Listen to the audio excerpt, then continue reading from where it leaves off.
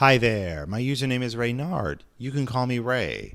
This episode of Talking with me, even though I'm drinking coffee, I'm potentially serving tea, also serving cowlick, evidently, because my comb and brush cannot get that down. Fantastic. Love it. I'm going to talk about something that's been bothering me for a long time. This topic bugged me in a way that I wasn't quite sure was justified. And after I did a lot of thinking and I delved into it a little bit more, I felt, you know what? Let me just air it out. Let me get my grievances out there and see what everybody thinks. To sort of make this video as concise and as broad as possible, I might overlook something. I might not be as descriptive in other ways. So all this to say that I am human and I'm not perfect. Let me tell you a holiday story, even though I'm filming this in April and being in Florida, winter was on a Wednesday. Years ago, when I first got my Kindle, I was in the holiday mood and I wanted to read Famous Christmas Story. And what better story than A Christmas Carol? So browsing the Kindle's marketplace from the device itself, I find a collection called The Complete Novels of Charles Dickens, and buy it, and I downloaded it. I was prepared to read the fantasy of a rich white man who is guilt-tripped into being nice for a change. Who says classic authors can't tap into the millennial fantasy? But really quickly, as soon as I opened this collection that I had just purchased, a startling discovery that A Christmas Carol is not part of this collection. So now I'm feeling a little peeved, to say the least. I've just been scrooged, and in hindsight, thinking about it and researching a little bit, some people will say, but Christmas Carol is a novella, which, for those of you who don't know, a novella isn't quite there as a novel. It's shorter than a novel. Putting aside semantics, I was able to sort of come to terms with that. But I was still a little bothered by it. And so I did a little bit of research into the listing and I discovered a couple things, and it led me on this sort of trail of sorts. So this is the listing that I bought from Amazon, looking at it from the webpage, and I wanted to highlight a couple things. If you look up here, it says I purchased this edition in December 24th, 2020, right? The publication date here says April 18th, 2024. I can't make heads or tails of this bizarre time gap here. The cover of this book, it's very simple. Looking at this type, the papyrus typeface here, I think of that Ryan Gosling sketch from SNL, Papyrus. This isn't the worst cover, but this feels like a graphic design student's first work, and not disparaging it or anything like that. It just doesn't feel as professional as it should. The 1-star reviews of this say, a plethora of problems. This one in particular is what got me started on this whole trail. And they reference Gutenberg. There's no index here. It's incomplete. Kindle edition is a nightmare.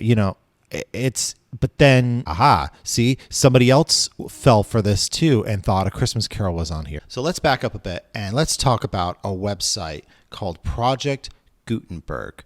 Project Gutenberg is labeled as one of the world's oldest electronic libraries. It's an archive, essentially, is what it is.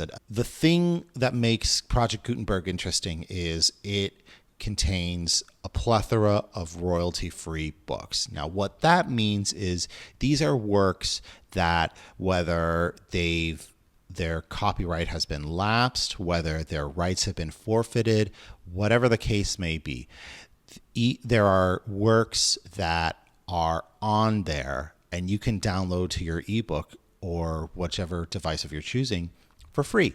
I would say go to your library and support your library, but maybe some of us are either, introverts, or perhaps we are lazy, like me. But of course, what's happening is you have these entrepreneurial types who see a business in this, because of course they do. Takes these files. They are creating a really hastily put together cover without any thought or anything like that. They're using the direct to publishing function on Amazon, and they're charging people $3-4 for it. All this to say that it's not very good, in my opinion. Now, if you're somebody like me, your first thought is that legal? And I'm here to tell you that, yes, it is not only very much legal, but that there are a plethora of guides out there that will illustrate how to do it. However, for books, there's a bit of good news in that front, and to prevent ne'er-do-wells from taking advantage of the system.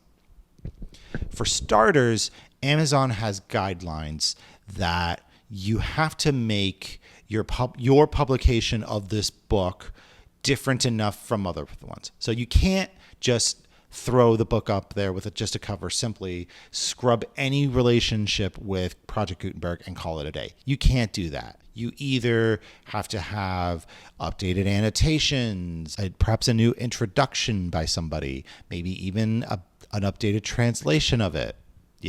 These things set it apart from the others. Parsing through Amazon's direct-to-publishing guidelines for public domain books gives me a little bit of hope that they're trying their best. Amazon just has a hard time hitting all these moving targets. It doesn't help that by searching on the website, a lot of the search results put all these direct-to-publishing, at least a lot of direct-to-publishing, on the tippy top of the search results here. And then we get these dreaded AI covers here, by looking at the hands. Dang, Merida from Brave decided to turn her back on royalty to be in a tumultuous relationship. Also, does she have pink eye? What's going on here? Here's another AI cover. So here's another thing I noticed too. So let's click on Adventures of Huckleberry Finn here. So this cover is okay, right? It's fine. It doesn't really telegraph a whole bunch, but it sets a mood, I guess. Oh, hey, remember? Oh, hey, look at this. The same picture. Here it is again. Another one. Like, this is ridiculous. I'm sorry. Thus spake Zarathustra? I don't know what spake means. I mean, at least in Paris, they have the scene river. The cover of the book is something by which the book lives or dies by. And designing a book cover isn't exact science either, but I appreciate when some thought is put into it. If On a Winter's Night a Traveler by Italo Calvino by Mariner Books has this simple, sketchy, but with this reflective foil-like book, and all of Calvino's books published by Mariner have this simple design. So you have this series of it, which is fantastic. Simple, but I like it. The Silmarillion by J.R.R. Tolkien, a bunch of elves just, chilling out, living their best life, not a cell phone in sight. And this tells me, as a reader, I'm expecting some sort of fantastical thing to happen in this book. Moby Dick by Herman Melville in the Penguin Classics has a whale, a big whale. I wonder if this book is about a whale. Spoiler alert, there's so much whalage in this book. Of course, we can't just simply talk about the electronic side of it because we have to talk about the print-on-demand side. There's this one where the text is bizarrely small and the indentations are like 5 inches, top, bottom, left, right. Another one where the text is formatted bizarrely. There's no top of the page. Then you have these printer ones where it seems like the cutting was inconsistent or missed a page. This printer just cut through the entire book and then they sent it off. Yes, what happened here is a very good question.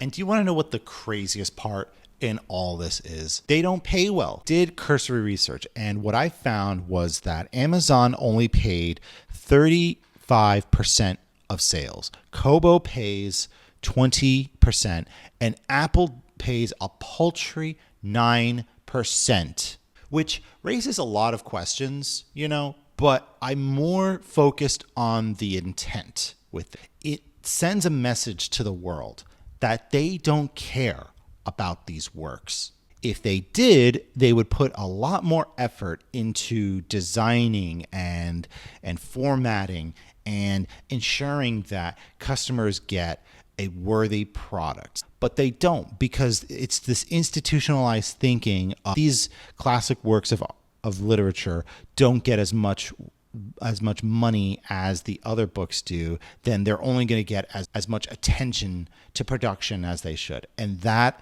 sucks. They didn't write these stories. They clearly don't have the same admiration as the rest of us do. Because if they're just going to do that, I'm going to tell you, if anybody is unsure of whether to support them or not, I'm going to tell you to go to Project Gutenberg and get the book for free. I would urge anybody who is browsing Amazon or any storefront really to pay attention to the publisher that is listing this book. If it's Penguin or if it's Oxford Classics that you see there, then you know you're in good hands. If it's somebody you're not too familiar with, then open a new tab and Google search them. See if they have a business page. And say if you don't want to do ebooks, that you want to go back to traditional books, then go to a bookstore. If you don't want to do Barnes and Noble, if you want to cut the cord from our corporate overlords, then I would urge everybody to go find independent bookstore. And then another alternative is to go to your public library. Well, I didn't write a clever outro for this, so I'm going to stop there. As always, thank you so much for watching, and thank you for listening. Like if you like this video, and I'll catch you all on the next one. Take care. Bye-bye.